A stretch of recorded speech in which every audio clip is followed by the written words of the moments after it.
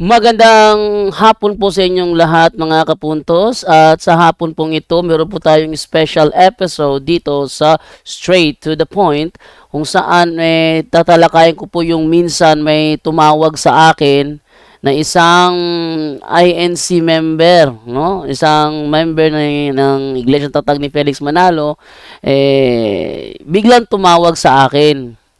Hindi ko alam na siya ay member ng INC, pero sa kanyang the way siya magkipag-usap is nakaka-detect naman tayo, no, ng kahit na sabihin natin na body moves, body language, nakakaintindi naman tayo, at based naman sa aking observation, siya ay member ng INC na tatag ni Felix Manalo.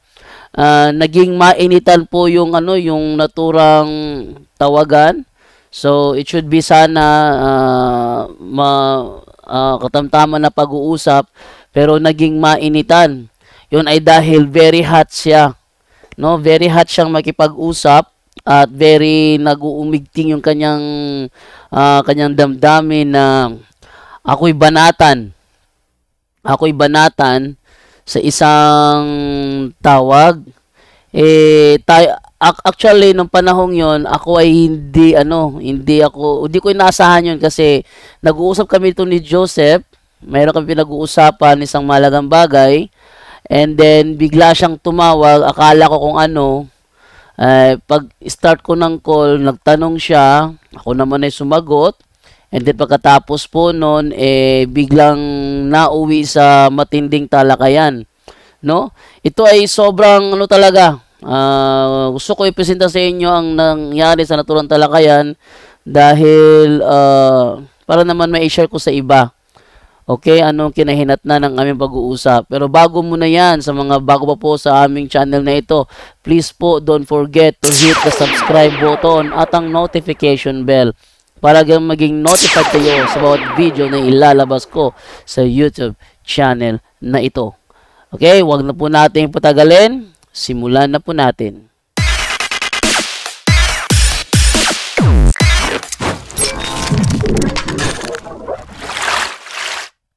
So, ito po ito yung pangyayari na nangyari. Nung hapong yun, kami nag-uusap ni Joseph. Dito may pinag-uusapan kami about dito sa pamilya, no? Nag-uusapan kami ganun. And then, mga bata naglalaro lang dyan sa tapat. Nang biglang nag-ring yung aking messenger, at ako na may sinagot ko naman. Very clear naman yung pagsagot ko. At pag-open ko, mahinahon pa yung yung unang pag-uusap . Pero napansin ko lang na bigla siyang uminit. Bigla siyang uminit. At buti na lang na nakontrol ko kaagad yung mixer, kasi kadalasan sa ganyan, nagsasapawan. Hindi ba? Alam niyo naman yung ating role dito sa sa punto por punto, straight to the point. Kapag sakali may tawagan, may makikipagtalakayan o makikipagsubukan, make sure na pag kami ang nagtanong, sumagot naman sila. No? Pag kami ang tanong, sumagot sila. Pag kami ang tinatanong, kami naman ay sumasagot. Ang pinagkaiba lang sa amin, hindi kami pwedeng kontrolin kung ano ang aming pagsagot as long as talaga kami ay sumasagot. Halimbawa, tanong siya 1 plus 1, sasagot kami agad ng 2. No? Kung yung tanong niya, Katoliko ba tunay na iglesia? O, Katoliko tunay na iglesia. Ba Katoliko tunay na iglesia? Sasagot naman kami kung ba Katoliko tunay na iglesia. So, ito po ang pangyayari na nangyari sa naturang tawagan. Panoorin po natin. Nagsusuri ako.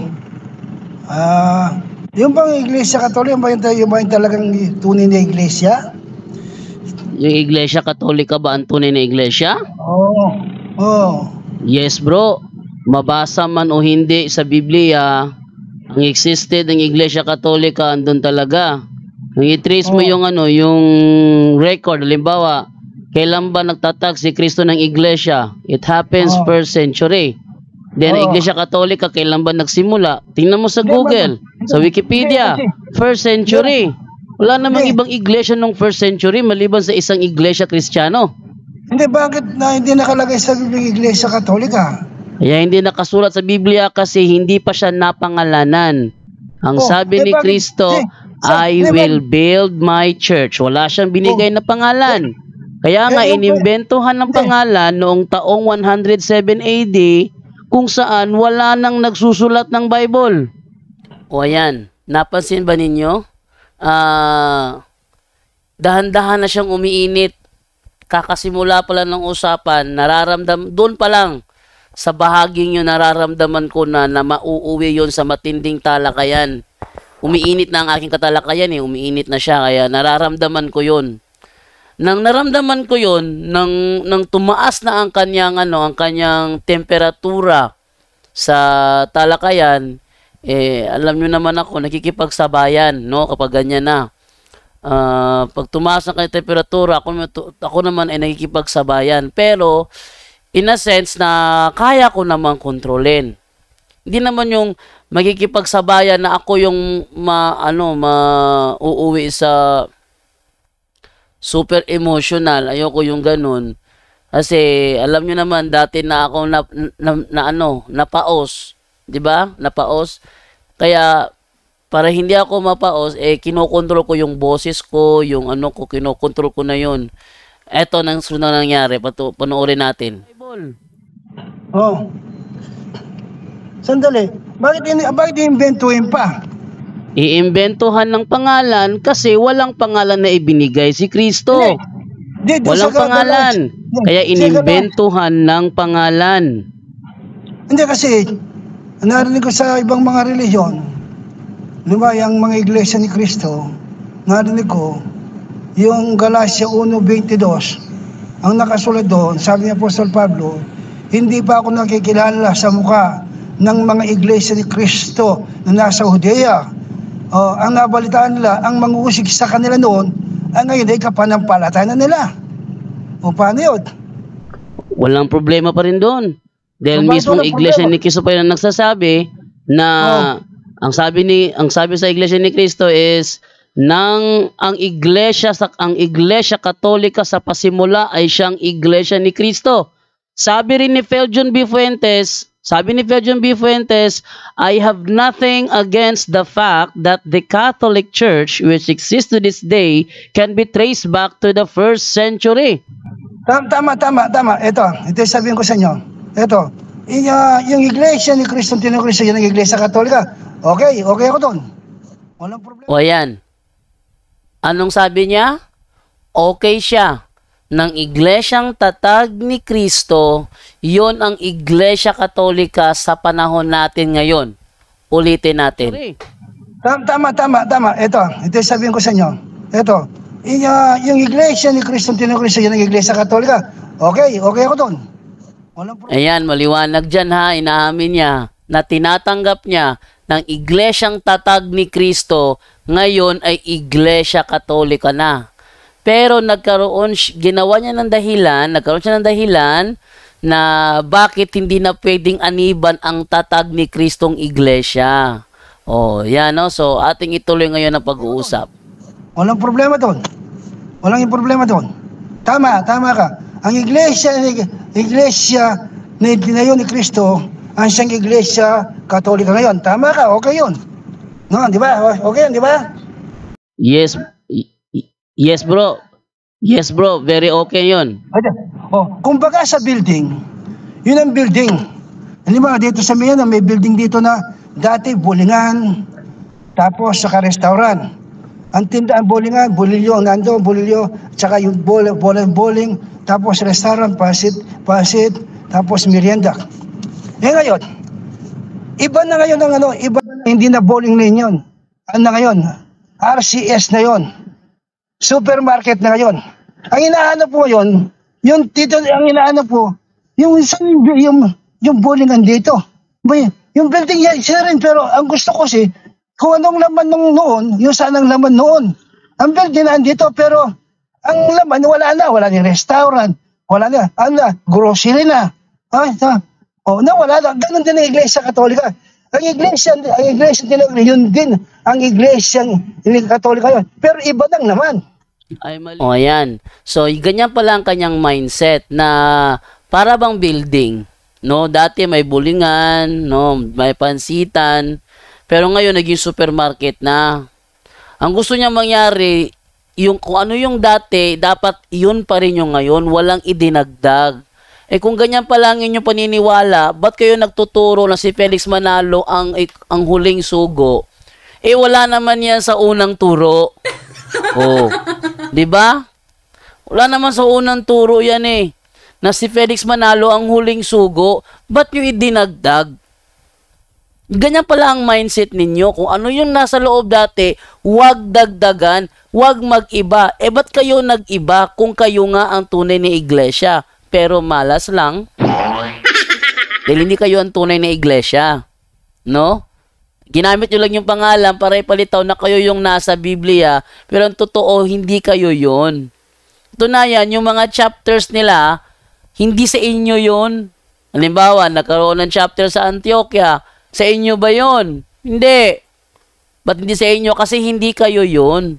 At inaamin naman yan ni ng mga ngaral ng INC, gaya ni yung pinlay ni Brother Wendell Talibong na sinabi ni Cesar Sinita.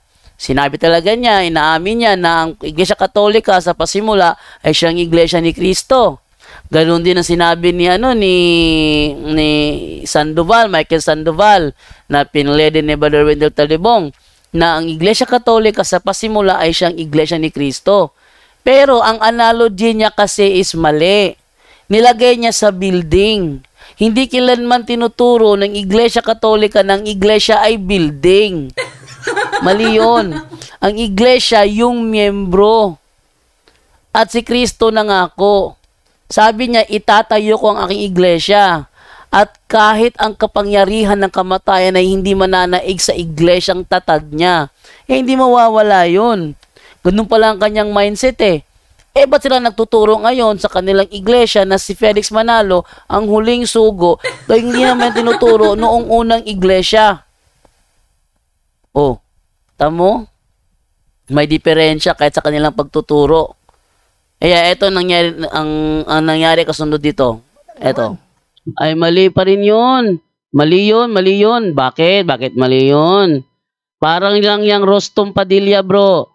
Si Rostom Padilla dati, naging bibig gandang hari na ngayon.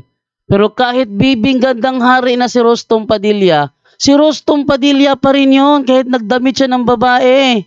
Kahit nag-anyo siyang babae, si Rostom Padilla pa rin yun. Wala kang magagawa doon. Hindi mo pwedeng sabihin na si Bibi Gandang Hari ay hindi si Rostom Padilla.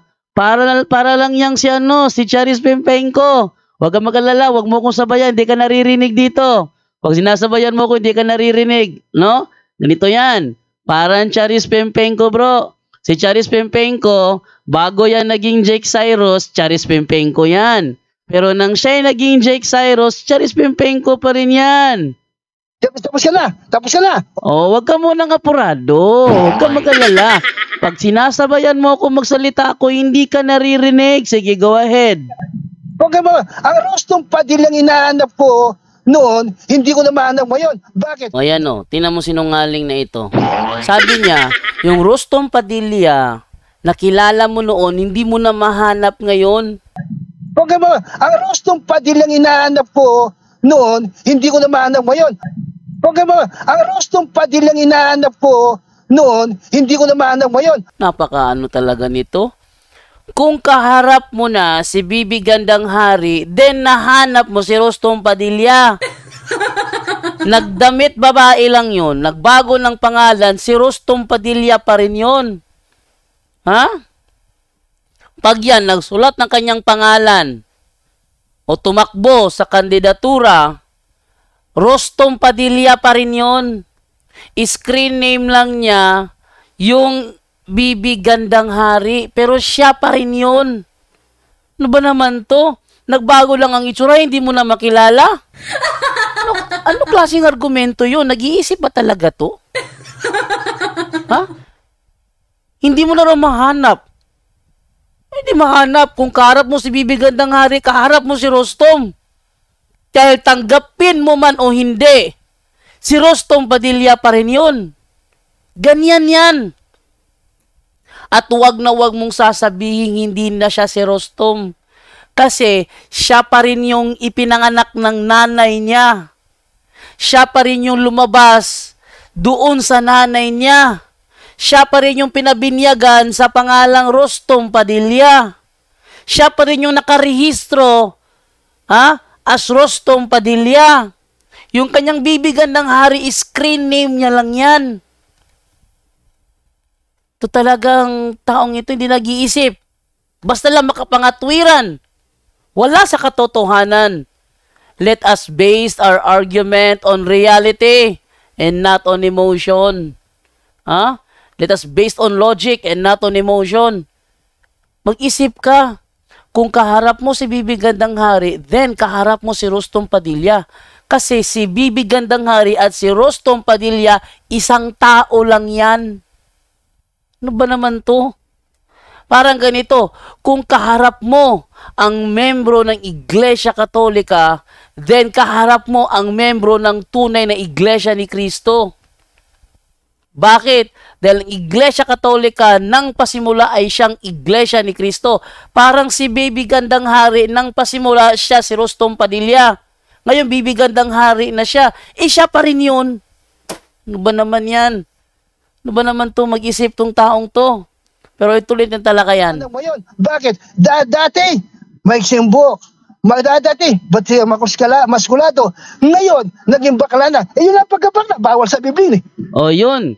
Kahit pa naging bakla si Rostom Padilla pa rin yun. Bakit? Kapag yun ay kapag siya ay tawag dito? Bumoto yan sa election. Ang pangalan niyan sa balot, Rostom Padilla pa rin. Okay, Rostom Padilla pa rin, di ba? Kaso, yung katangian niya, wala na. Tingnan mo ito. Nag-isip ba talaga ito pag ito yung nakikipag-usap sa akin o ano? Duda ko hindi nag-iisip to eh. Sabi niya, kung kaharap mo si Rostom Padilla, hindi na siya yung kasi nagbago ng katangian niya. Ano nagbagong katangian? Walang pagbabago sa kanya. Bakit? Nang siya ba si Bibi Gandang Hari, yung nanay niya, hindi na niya nanay yun? Nung siya ba ay naging si Bibi Gandang Hari, hindi na niya kapatid si Robin? Nung siya ba ay naging Bibi Gandang Hari, hindi na niya kapatid si Romel Padilla? Wala siya kinalaman sa pamilya Padilla? Ano ba naman yan? Anong klaseng argumento itinuro sa iyo? Let us mag-isip nga kayo ng reality. Huwag yung puro kayo panaginip. Kaya kayo naliligaw kasi kayo naniniwala sa panaginip. Kahit si Bibi Gandang Hari, yung kaharap mo, membro pa rin yun ng pamilya Padilla. Huwag sirado ang isip. Membro pa rin yun ng pamilya Padilla. At siya pa rin si Rostom Padilla. Nagbago siya ng screen name, nagbago ng pangalan, pero yung katawan niya, siya pa rin yun. Ano ba naman to? Basta lang makapangatwiran. Kahit hindi nag-iisip sa kanila, okay lang. Hindi uubra yan. Ating ituloy ang naturang talakayan. Ganyan ang iglesia tinay ni Kristo. Yung mga katangian ng iglesia tinay ni Kristo, wala na. Pinalitan ng mga Katoliko. May cross na, kung ano-ano, galing sa imbes na aral ni Kristo. Ang nasa laman yan, yung building na yan, sa iglesia yan, aral ni Kristo ang nasa. Ang malaking problema mo na lang isipin mo, paano magiging tunay ang tatag ni Felix Manalo? Dahil ang tatag ni Felix Manalo, kahit na anong kampi mo sa INC ni Manalo, mananatili ang tatag ni Manalo. At hindi nagsimula noong 1st century. Tingnan mo, wala kayo doon sa loob ng Holy Land. Wala kayong simbahan sa loob ng Holy Land. Wala kayong simbahan sa loob ng Roma mismo. Yung building, nandun pa ha? Pero kahit nandun pa yung building, andun pa rin ang membro. Ang iglesia yung membro. Hindi nawawala yon. Yung mga nagsialisan sa Iglesia Katolika at lumipat doon sa tatag ni Felix Manalo, ang sabi ni Apostol Juan, mga antikristo yon. O ayan, may ginamit akong talata doon, no? Yun, ang sabi ko doon, yun ay Antikristo. Baka mapagkamalan ako itong gumagawa ng kwento. Di ating silipin kung ano ba nakalagay doon sa Unang Juan. Okay, ating basahin dito. Unang Juan 2:18 hanggang 19. At ganito ang ating mababasa. Mga anak, ito na ang huling panahon.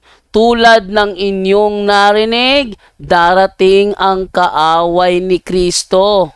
Ngayon ngay marami nang lumilitaw na mga kaaway ni Kristo, kaya't alam nating malapit na ang wakas, kahit na sila'y mga dati nating kasamahan. O yan ha. Mga dati nating kasamahan. Ano nga sabi ni Cesar Sineta? Ang Iglesia Katolika sa pasimula ay siyang Iglesia ni Kristo. Ha? Kaya kahit na sila yung mga dati nating kasamahan. O, tayo yung Iglesia Katolika, sila ating kasamahan. Ang mga taong yon ay hindi natin tunay na kasama. Bakit? Sapagkat kung sila'y tunay na atin, nanatili sana silang kasama natin. Tingnan nyo, Iglesia Katolika, hindi naman ito nagkawatak-watak eh. Kami mga membro, eto pa rin kami, intact. Pero sa mga nagsilabasan, anong tawag sa kanila? Sila ay mga Antikristo, sabi ni Apostol Pablo. Ngunit umalis sila.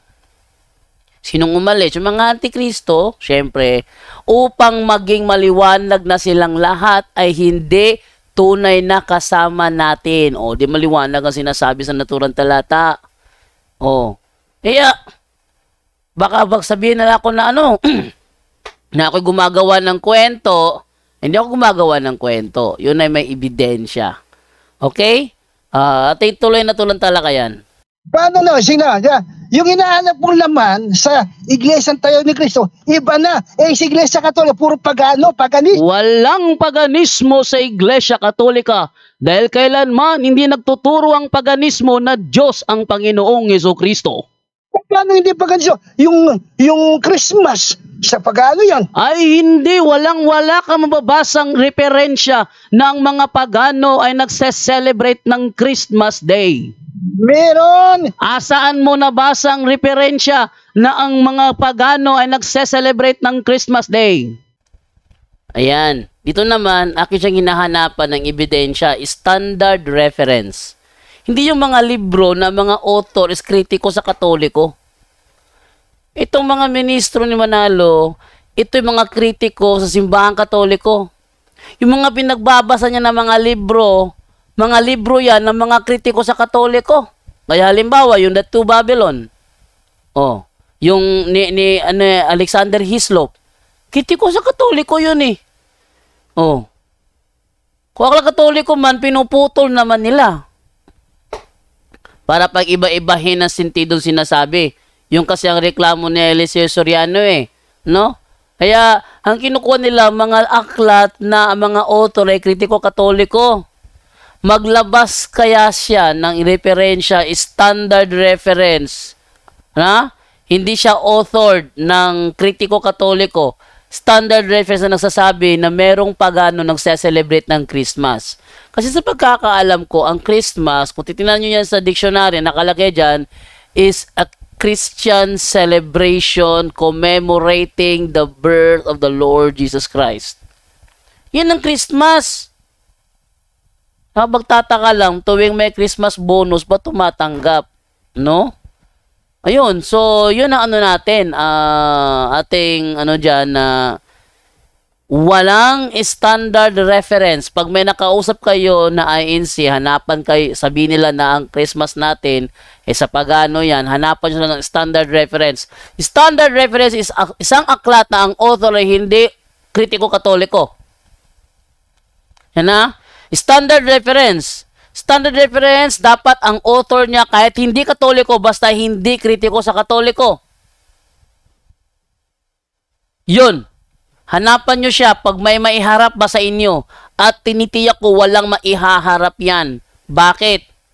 Dahil ang hawak nilang mga aklat na nagsasabing sa paganismo daw ang Christmas, ang mga author noon is kritiko-katoliko.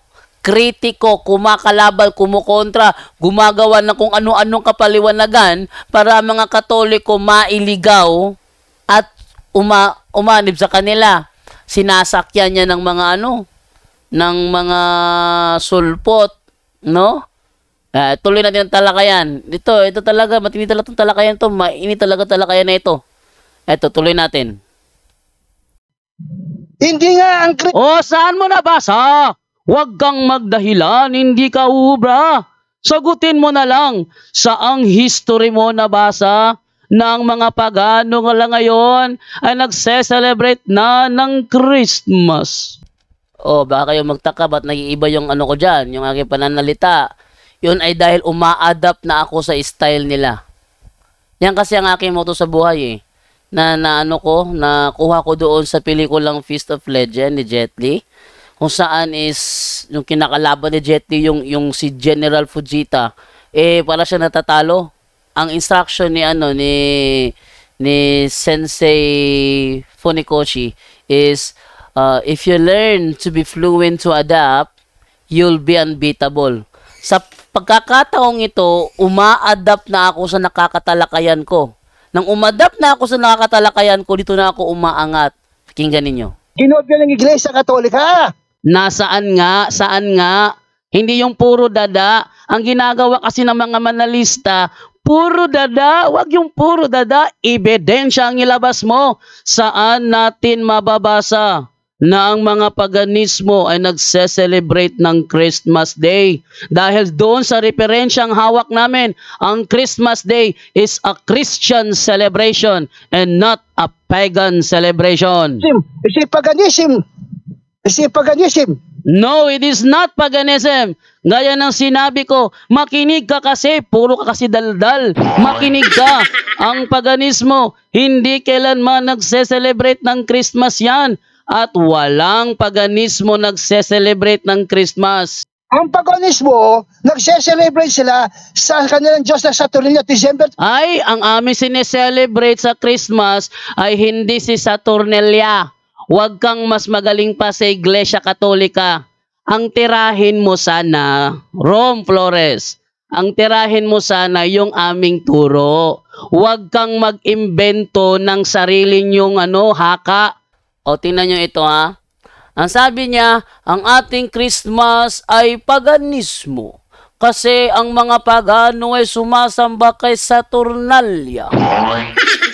Lelang, ba't kami pinakukumpara doon? Hindi namin kilala si Saturnalia. Hindi namin yan kilala.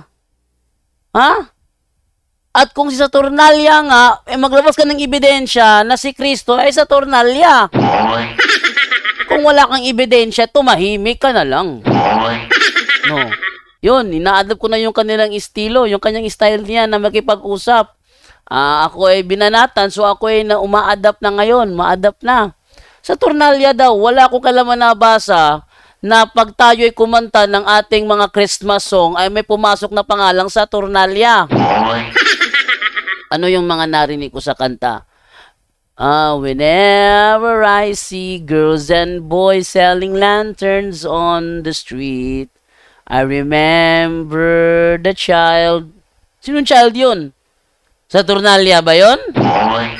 In the manger as he sleeps, wherever there are people giving gifts, exchanging cards, I believe that Christmas is truly in their hearts. Wala nang Saturnalia doon Ito talaga. Nananaginip to.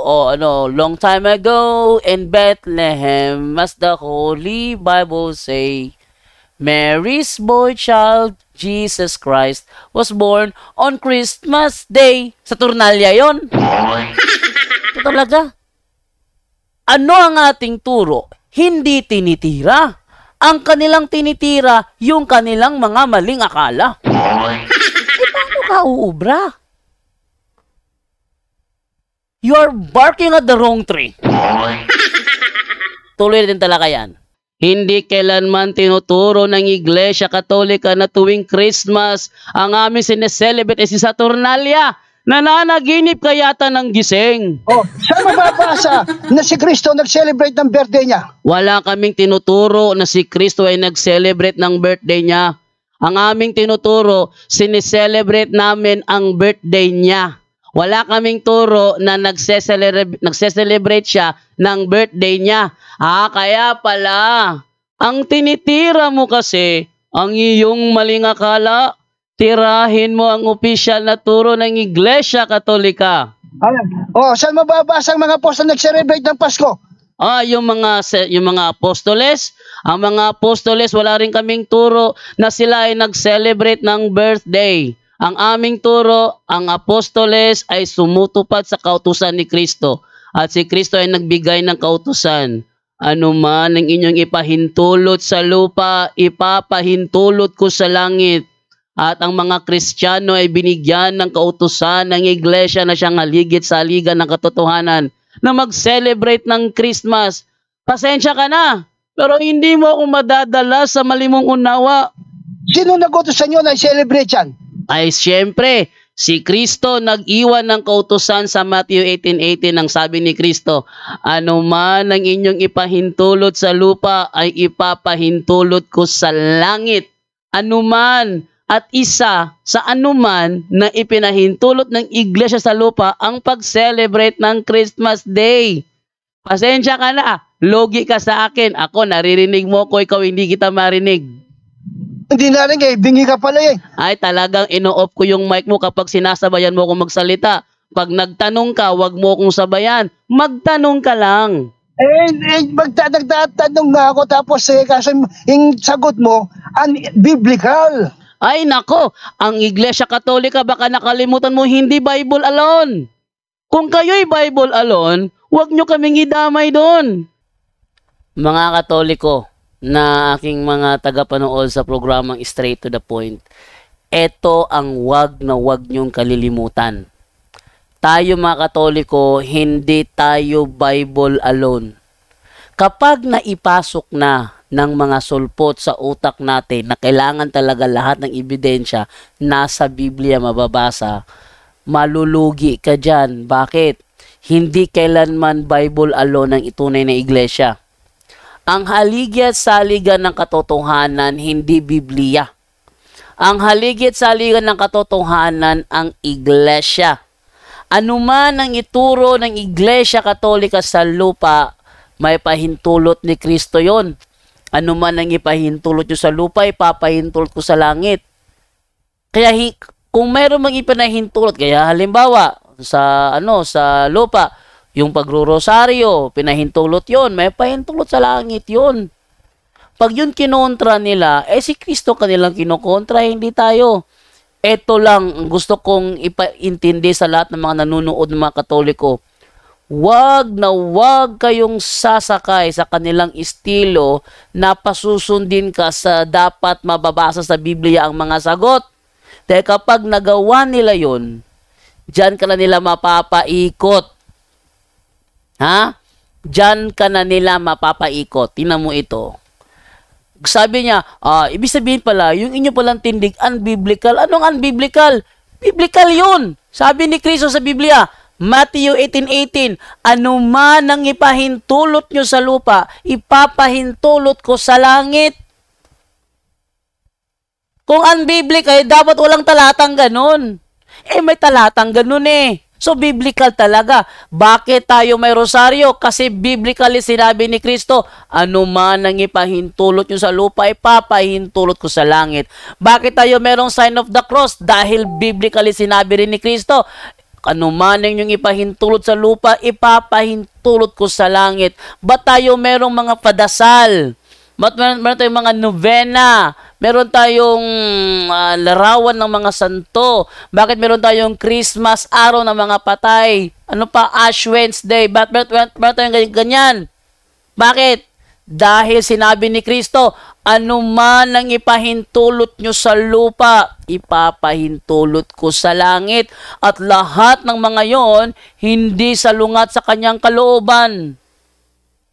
Walang mababasa sa Biblia na ang Ash Wednesday ay salungat sa utos ni Kristo. Walang mababasa sa Biblia na ang pag-celebrate sa kanyang birthday sa Christmas Day ay salungat sa kanyang gusto. Walang ganun. Wala sa Biblia wala sa Biblia na sinasalungat ang kalooban ni Kristo pag tayo ay nag-celebrate ng Valentine's Day. Wala 'yun. Ha? Sila lang ang gumagawa ng ganyang mga sabi. Wala sa Biblia 'yan. Unbiblical 'yan. Huwag niyong gawin. Sila ang nagsabi. Pero nagsabi si Kristo, ano man ang inyong ipahintulot sa lupa, ipapahintulot ko sa langit. Yan lamang ang keyword kung bakit meron tayong mga aral na ipinahintulot ng iglesia kahit hindi letra por letrang nababasa sa Biblia. Siya ang ikukulong ko mamaya dahil sila ang Bible alone. Sila naniniwala sa sola scriptura. Pakinggan ninyo, siya ang malalaglag nito. No, dahil naka-adapt na ako sa kanyang estilo, kasi, sabi kasi ni Sensei Funikushi, doon sa pelikula lang naman, no? Sabi niya, ano man ang technique na gagamitin ng iyong kalaban laban sa iyo, kapag inadapt mo yon, nagagamit mo ang technique niya laban sa kanya. So in the essence, he defeats himself. No? He defeats himself. Siya mismo ang tumalo sa sarili niya. Bakit? Technique niya ang ginagamit mo para talunin siya. Sa madaling salita, yung technique niyang ginamit laban sa iyo, siya namang ginamit mo laban sa kanya, siya ang tumalo sa sarili niya. O eto, tinan nyo ha. Malalaglag siya nito. Tuloy ang talakayan. Hindi kami Bible alone, mo? Kaya kami sasagot kung saan kami kukuha ng sagot sa tanong ninyo. Ang mahalaga, nasasagot ang tanong ninyo. Next question. Bible alone pala. Sa inyo, Hindi kami Bible alone. Huwag kang sirado ang tenga mo. Hindi kami Bible alone.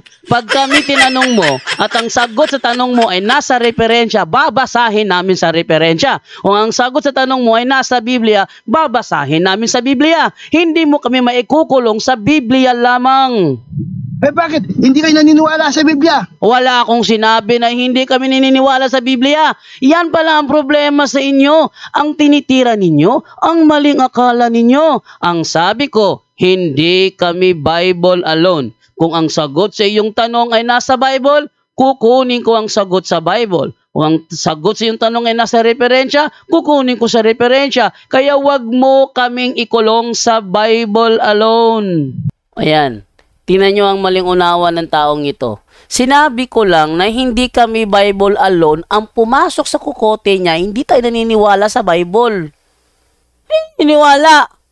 Kami naniniwala. At ang aming mga aral ay hindi sumasalungat sa nakaturo sa Biblia. Yung aral nila na si Kristo ay hindi Diyos, yun ang sumasalungat sa Bible. Dahil walang sinasabi sa Bible na si Kristo ay hindi Diyos. Sabi sa 1:1 at ang verbo ay Diyos. Sabi nila at ang verbo ay kapangyarihan. Ay naku. Silang kumukontra. Oh. Sabi doon sa sa unang Juan 5:20, siya ang tunay na Diyos at ang buhay na walang hanggan. Ano daw? Siya. Siya ang tunay na Diyos at ang buhay na walang hanggan. Di alethenos theos. Siya ang tunay na Diyos at ang buhay na walang hanggan. Pero, sabi naman ni Juan, sabi nila ang Ama daw yun. Siya ang tunay na Diyos, ang Ama daw yun. So, unang Juan 5:20, hindi yung tumutukoy sa Ama. Yun ay tumutukoy sa Anak. Bakit? Sa unang Juan 1, sabi din ni Apostol Juan, kasakasama ng Ama. Kasakasama ng Ama ang buhay na walang hanggan. Paano sila makakapuntos doon? O, ating basahin ang unang Juan 5:20.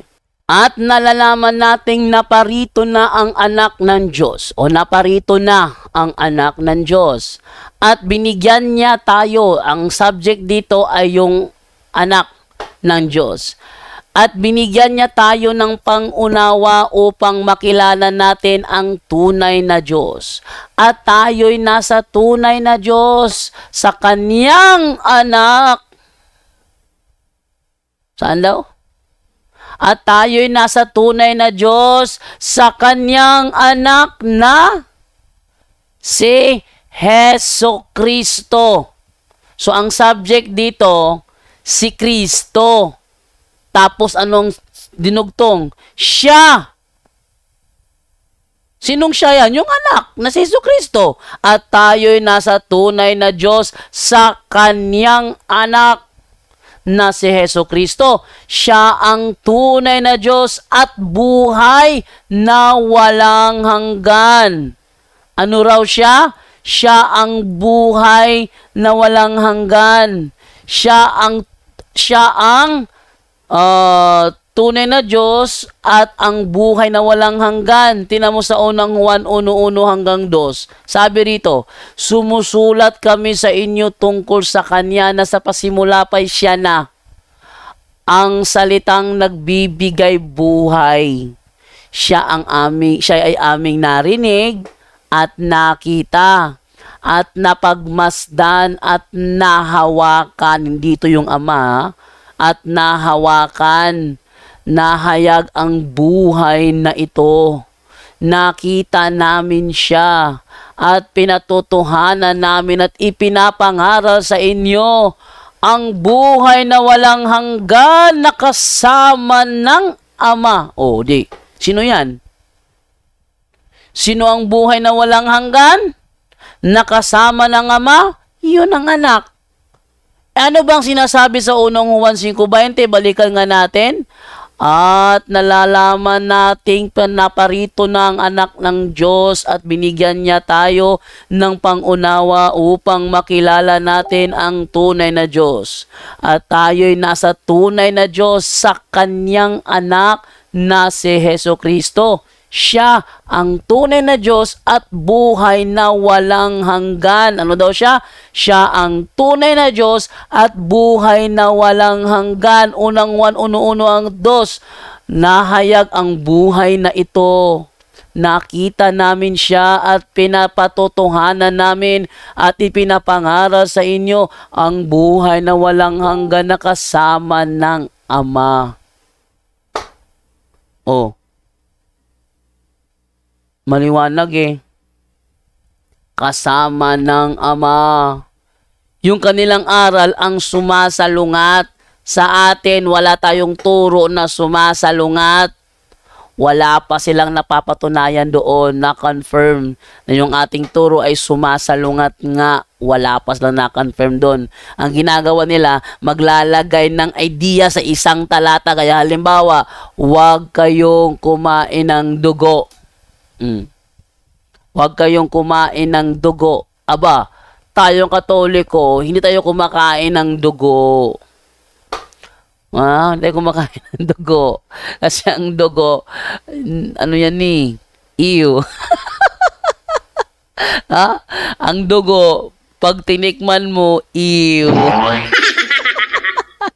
Ang ating kinakain, luto, dinuguan, putahe. Pag sinabing dinuguan, laman loob yan, dinuguan, para bang ginataan. Pag sinabing ginataan, ang kinakain mo hindi gata. Ang kinakain mo ay ginataan. Oh, sabi lang ngayon, yung ginataan, wala bang gata doon? Merong gata, pero hindi ang gata ang primary mong kinakain. Hindi ang dugo ang primary mong kinakain. Niluto yun.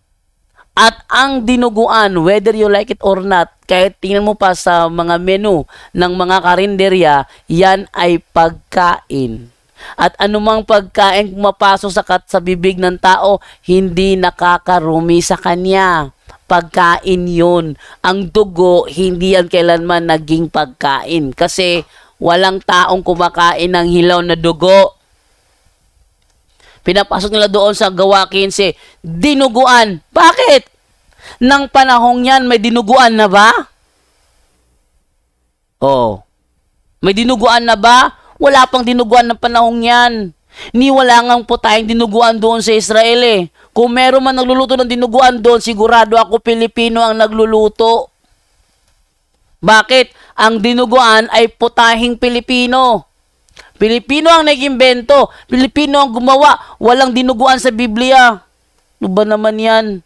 Pinapasok ang isang ideyang wala naman doon. Katunayan, walang sino mang Bible scholar na nagsasabing dinuguan ang tinutukoy ng Gawa 15:29.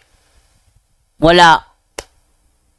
Kaya sabi nila, sumasalong nga tayo kasi tayo kumakain dinuguan. Ang sabi sa Biblia, bawal kang kumain ng dugo. Sila naglalagay ng dinuguan doon. Wala naman dinuguan doon eh. Ito talaga. Ay nako. Sa kanila yung peligro. Si Kristo hindi Diyos. Sabi ng Biblia, Christ was truly God. Sabi nila, hindi Diyos. Sila yung sumasalungat. Hindi tayo. Hindi ba? Oh, tuloy talaga yan. Hindi ba sabi sa Biblia, huwag magdagdag ni magbawas, tama yung nakasulat sa Biblia. Bakit ka ba gawin pa kayo ng ibang ano? Wala kaming dinadagdag bawas sa Biblia. Katunayan, yung mga sinasabi niyo dinagdag namin sa Biblia, kung hanapan kita ng talata, wala kang maibibigay. Sa inyo mababasa yung misa, rosaryo, padasal, sa inyo mababasa sa Biblia. Sige. Oh, yun. Magandang tanong yun. Padasal, rosaryo, misa, saan yon? Isang talata lang katapat niyan, bro. Mateo 18:18. Ano man ang ipahintulot nyo sa lupa, ipapahintulot ko sa langit. Ipinahintulot ba sa lupa ang pagrosaryo? Ipinahintulot. Ipinahintulot ba sa lupa ang misa? Ipinahintulot. Ipinahintulot ba sa lupa ang padasal? Ipinahintulot. At dahil ipinahintulot yan sa lupa, may pahintulot yan ni Kristo sa langit. O, next question. Hindi pala naintindihan yung sinasabi. Ay, ikaw ang hindi nakakaintindi kasi sa tanong mo pa lang, meron ka ng ideya pinapasok. Pasensya ka na. Yung ideya mo, mali. Pakinggan mo ako. Ay, nakikinig ako sa iyo. Pero ang ideya mo kasi, mali, baluktot, kaya ako tinutuwid. Hindi, yung sabi mo, ang pinahintulot sa lupa, ipahintulot sa langit. Yung ayon sa kalooban ng Diyos, hindi yung contradiction sa Biblia. Ang pagrosaryo ay hindi kontradiksyon sa Biblia. Ang pamisa ay hindi kontradiksyon sa Biblia. At ang padasal ay hindi kontradiksyon sa Biblia. Wala kaming turo sa Iglesia Katolika na magsagawa na salungat sa turo ni Kristo. O si Kristo ba, nagrosaryo? Sige. Wala kami sinasabi na si Kristo ay nagrosaryo. Ang sinabi lang namin, ipinahintulot ng iglesia sa lupa ang pagrosaryo. At ang sabi ni Kristo, anuman ang ipahintulot ninyo, ibig sabihin, hindi niya na ipahintulot noong unang panahon.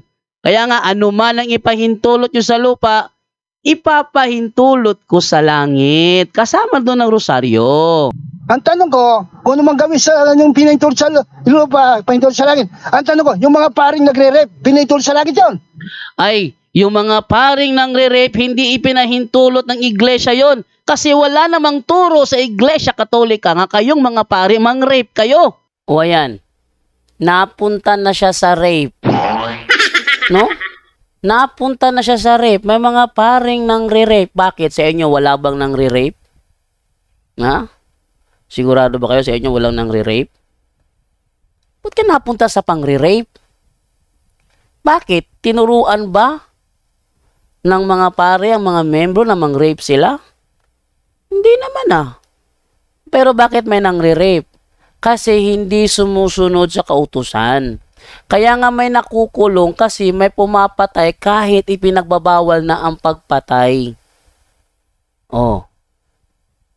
Dahil kung sana sumunod lang ang mga tao sa kautusan, wala sanang kulungan ngayon.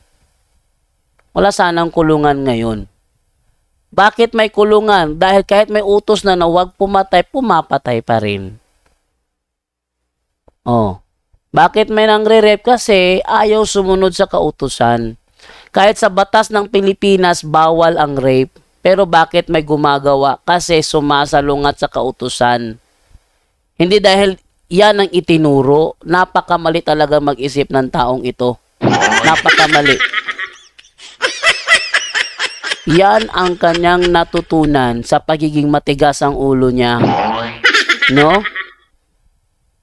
Merong mga paring ng rape kasi ayaw sumunod sa turo ng iglesia.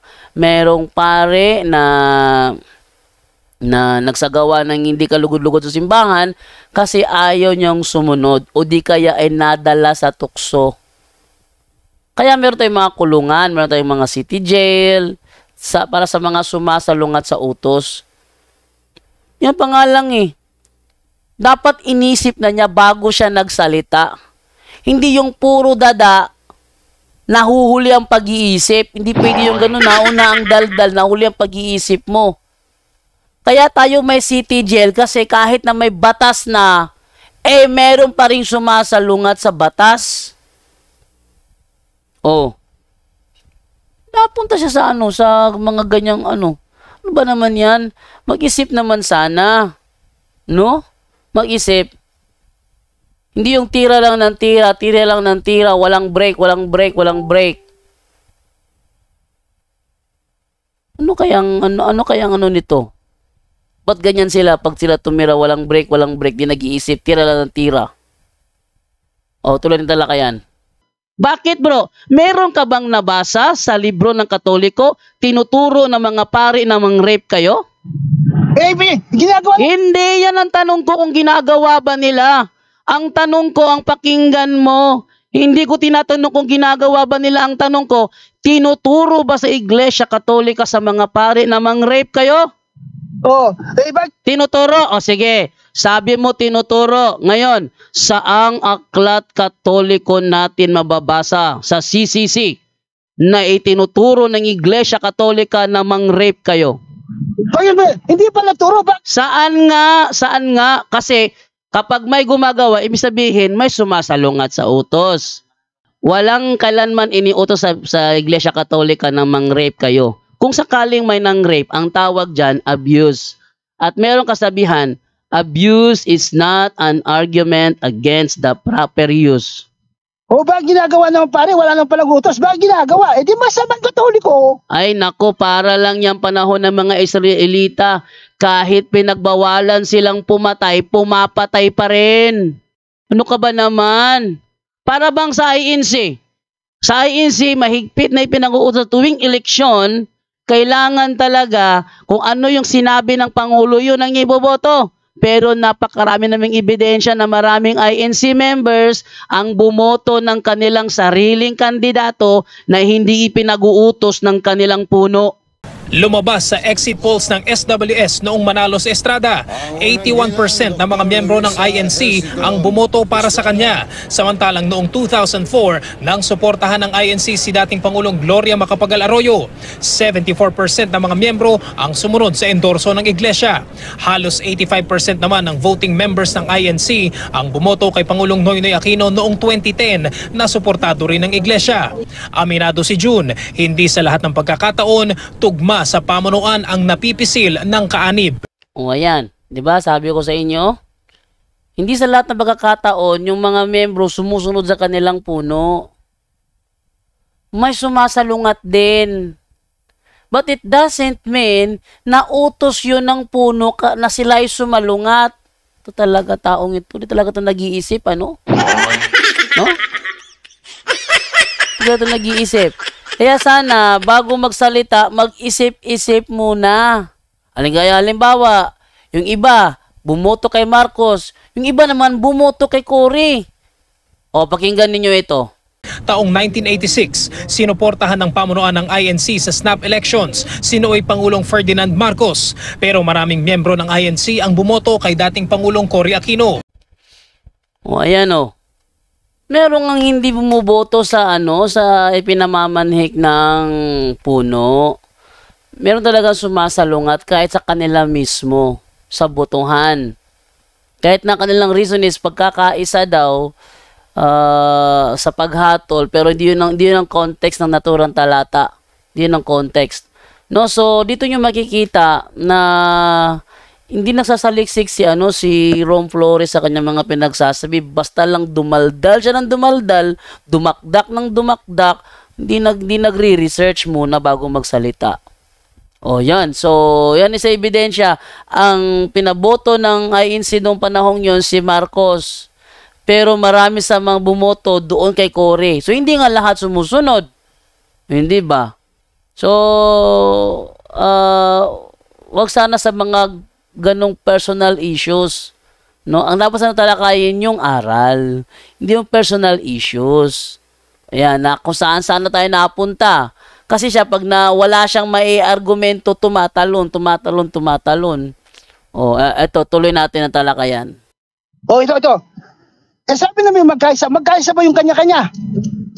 Yes, kanya-kanya. Sa INC, kanya-kanya sila. Tuwing eleksyon, wag mo sabihin sa akin na 100% lahat ng INC. Kung anong sinabi ng puno, yun ang iboboto. Bakit? May ebidensya ako dito na hindi lahat ng sinabi ng puno binoboto ng membro.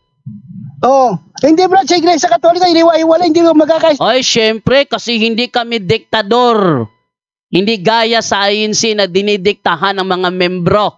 Hindi kami diktador at hindi kailanman naging diktador si Kristo. Hindi kailanman sinabi ni Kristo na kung ano yung sinabi kong iboboto ninyo, yun ang iboto ninyo.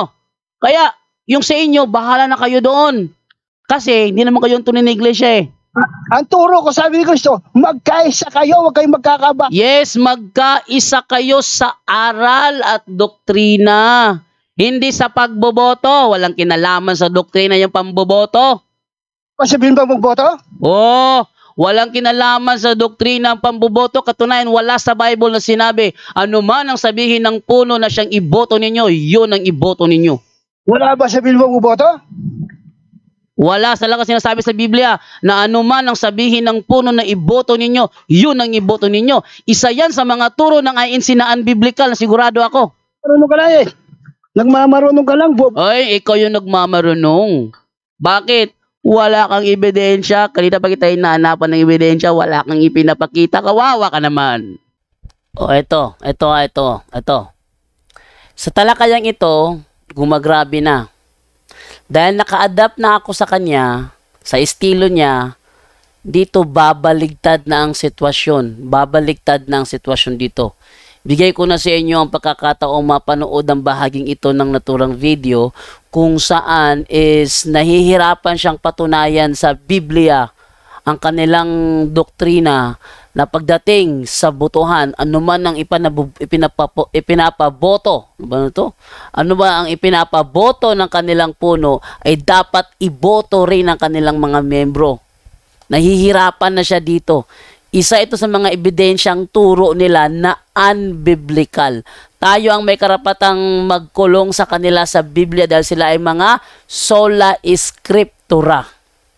No, sila ay sola scriptura, kaya tayo ang may karapatan na sila ay singilin sa talata ng Biblia. Pero tayong Katoliko, huwag kayong magpapakulong sa talata. Bakit? Hindi tayo Bible alone. Tingnan ninyo ha. Dahil siya ay Bible alone, siya ay kinulong ko sa talata. Nahihirapan. Pilit bumabaliktad. Pilit binabaliktad ang pagkakataon kasi na nararamdaman niya na ano siya, nakukumunoy na siya. No, nakukumunoy na siya. Kaya gumagawa ng paraan para baliktarin ang sitwasyon. Eh hindi nagtagumpay. Huwag ko na lang pangunahan, panoorin nyo na lang. Eto.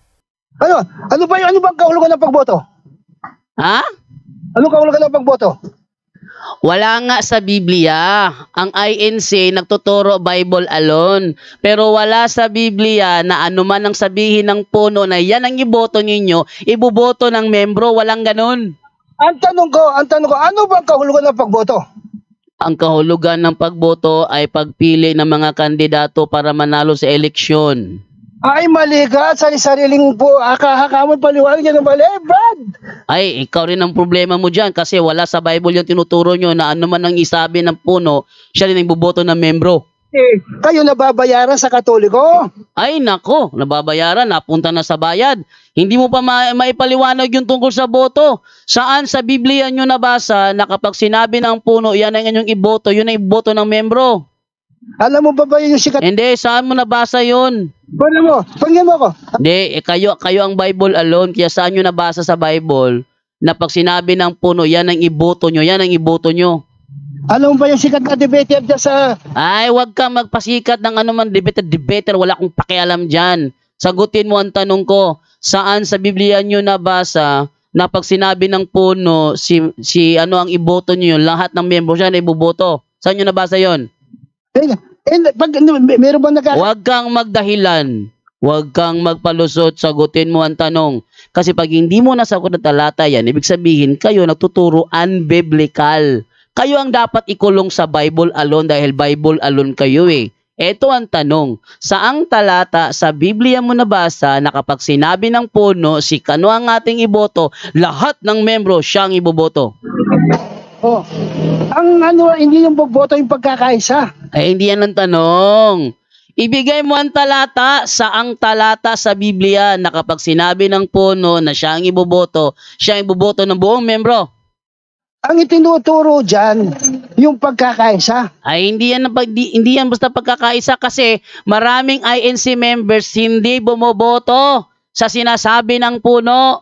Taong 1986, sinuportahan ng pamunuan ng INC sa snap elections si Nooy Pangulong Ferdinand Marcos. Pero maraming miyembro ng INC ang bumoto kay dating Pangulong Cory Aquino. Kaya ito ang sagutin mo, saan mo nabasa sa Biblia na kailangan pagdating sa botohan ay kung ano ang sabihin ng puno, yun ay iboboto ng membro. Wala tayo doon sa pagboto yung pagkakaisa. Oh, napunta na doon. Kung wala palang kinalaman ng pagboboto sa pagkakaisa, ba't nyo dinadamay? Ano dinadamay? Alin ang dinadamay? Dinadamay nyo sa pagkakaisa. Bakit? Nagbotohan ba ang mga apostol? Oo. Yung sinasabi ko siya. Sige, saang talata mo nabasa, nagbotohan ng mga apostol na may binoto sila para maging gobyerno? Samantalang ang aral ninyo, lahat wala sa... Saan nga? O yan, sige, yan. Isang aral nyo lang ang tatanong ko sa iyo, isang aral nyo lang. Saan sa Biblia mababasa na nagboto si Kristo at ang kanyang ipinaboto, binoto ng mga apostol? Apostol, yung misayang mga apostol, nang magkaroon ng bahagi sa mga... Hindi yan ang tanong ko. Ang tanong ko, malinaw. Huwag kang bingi-bingihan. Malinaw ang tanong. Saang talata sa Biblia na sinasabi na ipinaboto ni Kristo sa mga apostol ang kanyang iboboto sa eleksyon? Oh, yung sinabi ni Kristo, magpasakop sa kay Cesar, nagkaisa sila doon. Ano pasakop kay Cesar? Walang botohan doon. Hindi eleksyon yun. Eleksyon ang pinag-uusapan dito. Eleksyon. Saan mo nabasa na si Kristo bumoto at ang kanyang binoto, ipinaboto niya sa mga miyembro niya? Yung Cesar, hindi ba gobyerno yun? Hindi yun eleksyon. Hindi nga nasa perla. Eleksyon ang pinag-uusapan dito. Botohan pa tayo. Botohan pa tayo. Eleksyon ang pinag-uusapan dito. Saan mo nabasa sa Biblia? Eto. Dito kita ikukulong kasi kayo ay Bible alone. Saan sa Biblia mabasa na ang binoto ni Kristo ipinaboto niya sa kanyang mga miyembro? Corinto 1:10. O sige, Corinto 1:10. Kung hindi mababasa sa unang Corinto 1:10 na may binoto si Kristo at ipinaboto sa kanyang membro, aaminin mong sinungaling ka talagang tao. Ikaw nga sinungaling eh. O sige, kung babasahin ko ang unang Corinto 1:10 at wala ritong kinalaman sa eleksyon, aaminin mo sinungaling ka? Oh, ikaw sinungaling sa iba. Sabi mo kasi, ang tanong ko sa iyo maliwanag. Saan sa Biblia na si Kristo may binoto at ang kanyang binoto ipinaboto niya sa kanyang membro? Ang ibinigay mo unang Corinto 1:10. Ngayon kung babasahin ko ito, wala itong kinalaman sa eleksyon, aaminin mo sinungaling ka? Hoy, hindi maintindihan eh. Ano, wag ka magbigay ng hindi ko hinahanap. Wag kang magbigay ng hindi ko hinahanap. Etong hinahanap ko. Saang talata sa Biblia mo nabasa na ang numanang iboto ni Kristo binoboto ng mga apostol? Ay, hindi ganun na ano. Yan, nag-iimbento ka naman ng ano eh. Ay, ginagawa ko lang sa inyo. Ayan. Ngayon, namumroblema na siya. Bakit? Inadapt ko yung style niya. Yan kasi ang motto ko eh. If you learn to be fluent to adapt, then you'll be unbeatable. Bakit? Style na niya ngayon ang ginagamit ko. Kanina, kung tatandaan niyo, tinanong niya ako kanina, saan mababasa na nagrosaryo si Kristo? Di ba? Saan mo nabasa na nag-celebrate ng Pasko ang mga apostol? Yun. Tayo'y tinatanong hindi batay sa ating turo. Tayo'y tinatanong ng batay sa kanilang maling akala. So, ang ginagawa ko ngayon, kinokopya ko yung style niya. Ina-adapt ko para makita niya na mali yung ginagawa niya. Sabi ko ngayon dito, saan mo nabasa sa Biblia na ang binoto ni Kristo pinaboto sa mga apostol? Sabi niya, ano ba naman, nag-iimbento ka naman ng ano eh. Kasi, kinopya ko lang yung ginawa niya. So, nakita nyo ha? Sabi ni Kristo sa Mateo 7, huwag mong gawin sa iba ang ayaw mong gawin sa iyo, o gawin mo sa iba ang gusto mong gawin nila sa iyo. Ngayon, ginawa ko yung style niya, nagre-reklamo siya kasi nag-iimbento daw ako kasi hindi daw ganun ang kanilang turo. O, see? Nababaliktad na ngayon. Tingnan nyo anong mangyayari. Tuluyan talaga yan. Kasi yan ang ginagawa ninyo, hindi ba?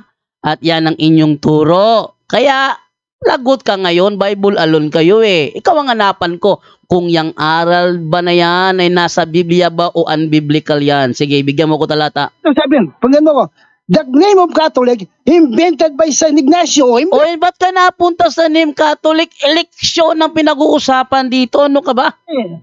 Pumunta ka sa invento eh, mag-invento kayo. Ay hindi, yung eleksyon. At isa sa mga estilo ng mga sulpot, kapag nararamdaman nilang sila ay naiipit, tatalon yan sa ibang isyo. At pasusundin kanila. Pasusunurin kanila.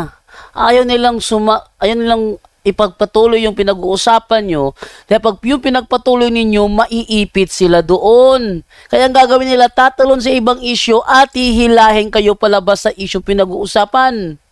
Isa yan sa mga style ha. Style ng mga sulpot pag inyo nakakatalaka yan. Tatalon sa ibang isyo para ilayo kayo, para sila makaiwas sa pagkakaipit. Huwag nyo silang susundan. Wag nyo silang susundan. Ang gawin ninyo, kung naramdaman ninyo na sila tumatakbo sa ibang isyo, hilahin nyo pabalik. Wag nyo silang papuntahin kahit ipilit pa nila, kahit sabihin pa nila, natatakot ka pag-usapan ito. No, meron pa tayong isyong pinag-uusapan dito. Mamaya na yang sayo. Ito muna ang unahin natin. Tinitiyak ko sa inyo, mahihirapan siya. Gaya ng INC member na ito na nararamdaman niyang naiipit siya kahit tumatalon doon uli kay Ignacio sa pagka-imbento ni Ignacio ng pangalan. Hindi naman siyang nagtatag. Nag-imbento lang naman siya ng pangalan sa iglesyang si Kristo ang nagtatag.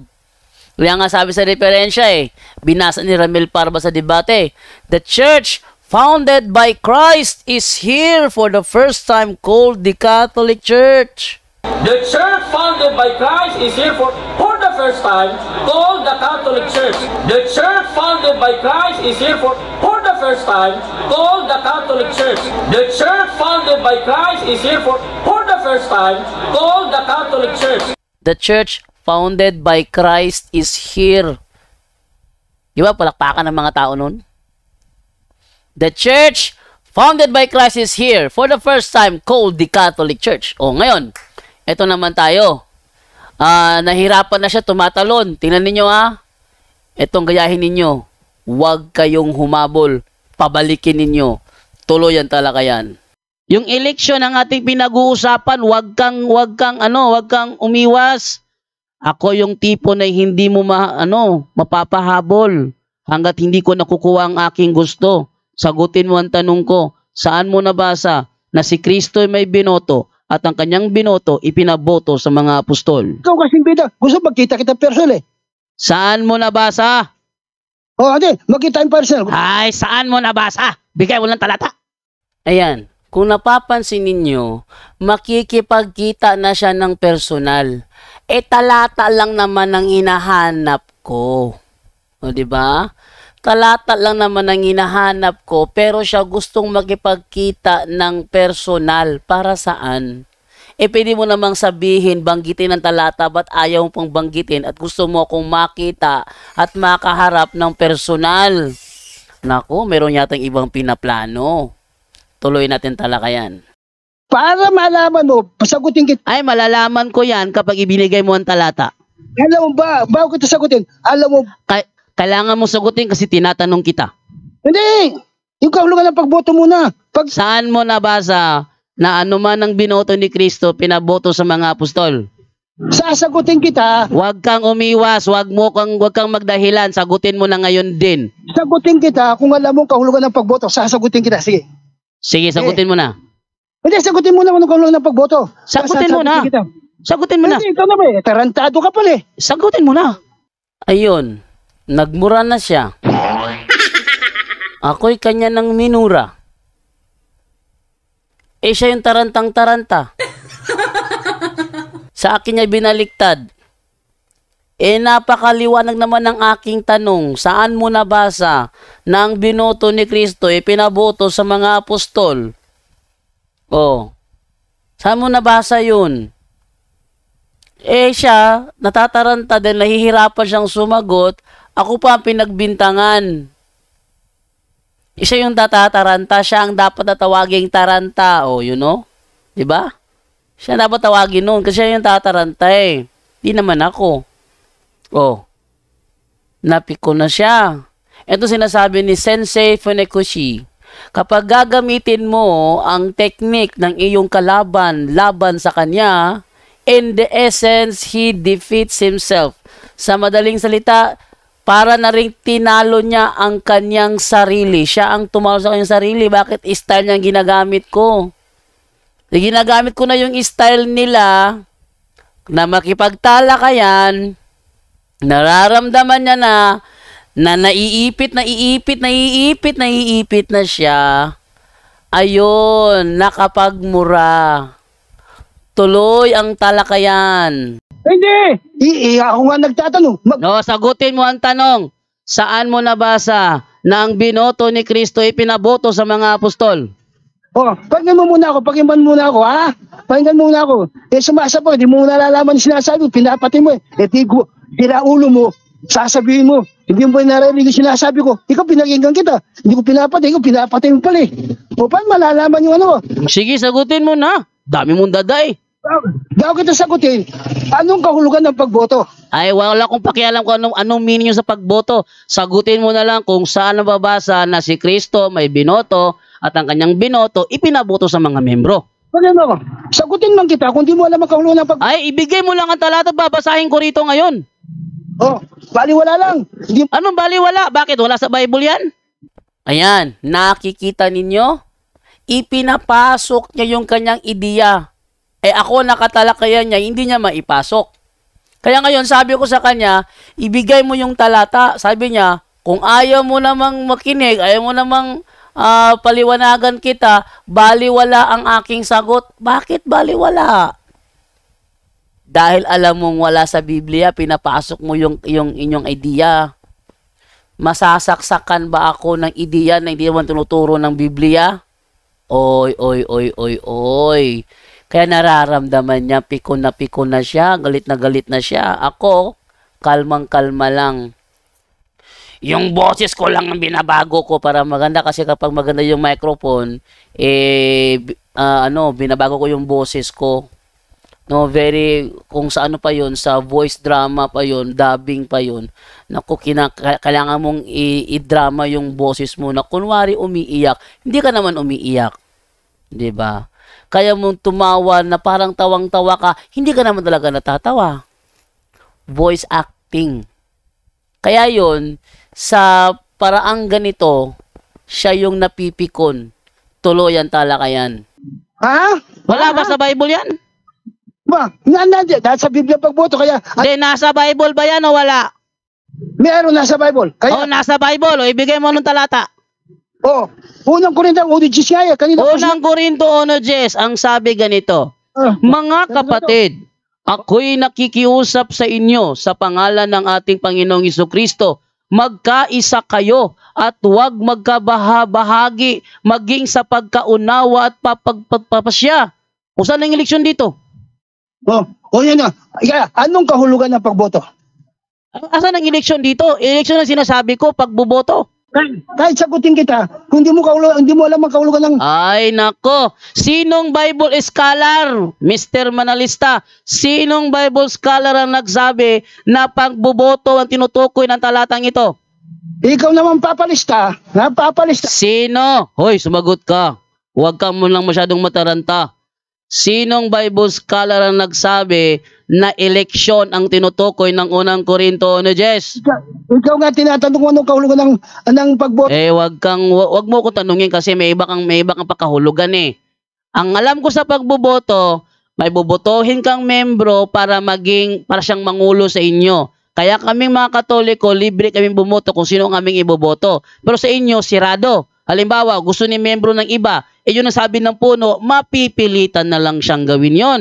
Gayon, binigay mo unang Korinto 1:10. Sinong Bible scholar ang nagsabi eleksyon ang tinutukoy dyan? Alam mo, kung ano yung bahabagi sinasabi ni Apostol Pablo? Anong bahabagi? Anong bahabagi? Babahagi sa ano yan? Sa pananampalataya? Ano ka ba naman?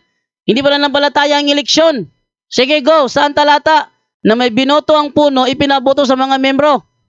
Kaya nga tinatanong kita, mawawala lang sayang ang sagot mo sa tanong mo kung di mo alam. Talagang mawawalang saysay kung walang ebidensya at private interpretation ka lang. Para mapadiinan mo ang iyong sagot. Bigyan mo ko, sinong Bible scholar ang nagsabi, eleksyon ang unang Korinto 1:10? Walang pagboto, kaya gano'n. Sige, bigyan mo ko, sinong Bible scholar nga ang nag-aaproba na may kinalaman sa eleksyon ng unang Korinto 1:10? Hindi, yung pagboto muna, bago ito sagutin dyan. Hindi, sagutin mo. Sinong Bible scholar ang nag-aaproba na ang unang Korinto 1:10 ay may kinalaman sa eleksyon? Huwag na mapangin mo. Para malaman mo ang kahulugan ng pagboto, ako na magbibigay ng kahulugan. Oo. Ng ano, ang pagboto, pagpapasya, pasya ng bayan, Yan. So, sa kanya, ang boto ay pasya ng bayan. Baka kako di nakakaunawa kung ano ibig sabihin ng pasya ng bayan o pulso ng bayan. Sa pag sinabing pasya ng bayan, ang mga tao pinapipili pa rin minabuboto. Kung sino ang nangingibabaw, yan ang pasya ng bayan. Hindi pwede didiktaran mo lahat. Kaya pala mali ang unawa kasi mali ang ipinaunawa sa kanila. No? Hindi ganyan. Pag sinabing pasya ng bayan, majority. Pag sinabing majority, hindi lahat boto doon. Naku, dictatorial kasi sa kanila. Kaya ganun. Mali ang kanyang unawa sa sinasabing pasya ng bayan. O tuloy naman ang talakayan. Kasi ang pamboboto, individual yan. Pag ang binoto ng nanay ko iba naman ang aking tipo, pwede sa amin yun. Sa inyo, hindi pwede yun eh. Kaya magbigay ka. Saang talata nga sa Biblia yung turo ninyo na ano man ang iboto ng puno, siya rin iboboto ng membro. Ano pang kahulugan ng boto? Ay nako, ang daming dahilan nito. Inaamin mo ba, Mr. Manalista, na wala sa Bible yan? Ano papalista tsaka subsubtits na? Inaamin mo ba na walang sinasabi sa Bible na anumang iboto ng puno, siyang bubotohin ng membro? Yan na nga ng mga pare, sumusubsub ng tit. Saan nga? Saan talata sa Biblia? Huwag kang pumunta sa pare, kayong pinag-uusapan dito. O ayan, tingnan mo, napakabastos ng bibig ng taong ito. No? Ang pinag-uusapan yung sa eleksyon, napunta siya sa ang pari daw ay sumusubsub daw sa ano ng lalaki. Bastos talaga ang bibig ng ano nito. ng taong ito. Hindi yata naturuan ng tamang asal. No? Alam nyo, ang tunay na alagad ni Kristo na kababaan. Kababaan yan. hindi pabastusan. Yan na nga ng mga pare, sumusupsup ng ticket. Saan nga? Yan na nga ng mga pare, sumusupsup ng ticket. Saan nga? Yan na nga ng mga pare, sumusupsup ng ticket. Saan nga? Ikabastusan ng sinasabi ng taong ito eh. Kung meron mang gumagawa ng ganyan, hindi niya yan ginagawa dahil bilang isang paring Katoliko. Yan ay kanyang ginagawa bilang tanda na siya ay sumasalungat sa banal na turo. Ano ba naman yan? Ang pinag-uusapan dito, eleksyon. Kung biblical ba yung kanilang katuruan na kailangan anuman ang iboto ng puno, siyang iboboto ng mga miyembro. Napunta sa unang Korinto 1:10 na kailangan magkaisa sa paghahatol, wala namang kinalaman sa eleksyon yon. Walang sino mang Bible scholar na nagsabi ng talatang yan ay patungkol sa eleksyon na anuman ang iboto ng puno, kailangan magkaisa ang lahat, kailangan hindi pangkat-pangkat, kailangan isa rin ang iboboto, hindi ganon. Bakit?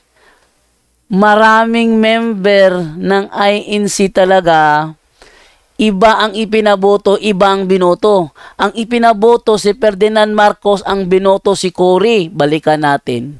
Taong 1986, sinuportahan ng pamunuan ng INC sa snap elections si Noy Pangulong Ferdinand Marcos. Pero maraming miyembro ng INC ang bumoto kay dating Pangulong Cory Aquino. Ayan. So, huwag sabihin na meron talagang sumasalungat. Meron talagang sumasalungat kahit sa kanilang puno. So, hindi lahat sumusunod. At saka, huwag sana niyang ipilit kung ano ang pananaw ko sa boto. Bakit? Iba ang Katoliko sa araw ng botohan, iba naman ang sa kanila sa araw ng botohan. Sa amin, libre kaming pumili. Kaya na lang nung nakaraang eleksyon, no? Ang kandidato ni Father Darwin si Leni Robredo. Yan. Ang kandidato naman ni Father Edgar Laugan si Ferdinand Marcos. Yan. Ako, hindi yata ako nakaboto nung nakaraan eh. Nung nakaraang botohan, hindi yata ako nakaboto nun.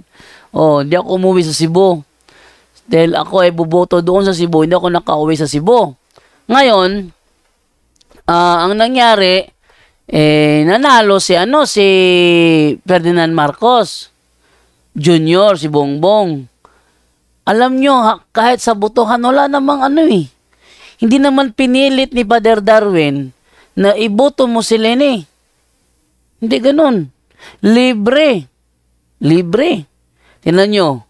Sa amin, kahit nung nakaraan, yung mga pare hindi ini-endorso si Duterte para maging presidente. Pero yung mga Pilipino, sawa na sa kriminalidad, pagtakbo ni Duterte as president, dumiretso ang kanyang ang kanyang boto. Miriam Defensor Santiago nag-give up. Si Senator Po nag-give up. Dahil ayun na, umusad na si Duterte. Sabi naman ni sino yun? Yung Mr. Palengke. Sabi naman ni Mr. Palengke, meron siyang silence voters. Meron siya. Pero nasaan yun? Wala. Nandun lang kay Duterte. Nanguna si Duterte sa listahan ng tatakbo pa ka-presidente. Harang ganun ba? Libre ang lahat. Pag sinabi si Duterte yung umusad sa eleksyon, siya ang pasya ng bayan. Siya ang pasya ng bayan. O baka sabihin naman ng mga INC, kami pumili kay Duterte kaya nanalo yon. Hoy, hindi lahat ng pinipili ng INC na nanalo sa eleksyon. Eto.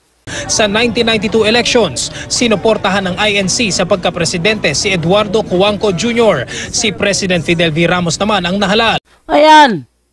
So hindi lahat na kanilang ini-endorso na nanalo. Yung iba, natatalo. Tuwing eleksyon, isa ang Iglesia ni Cristo sa karaniwang hinihinga ng basbas ng mga kandidato. Isa sa mga dahilan ang kanilang sistema ng block voting.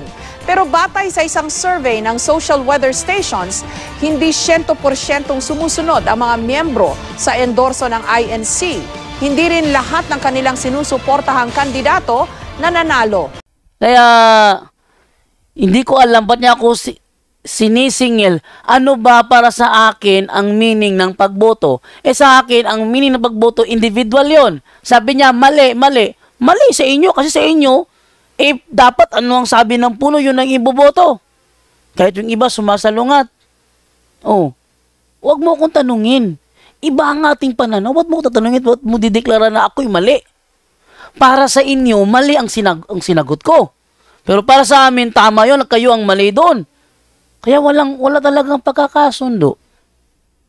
No? Di ako siya hinahanapan ng talata para doon magtama yung aming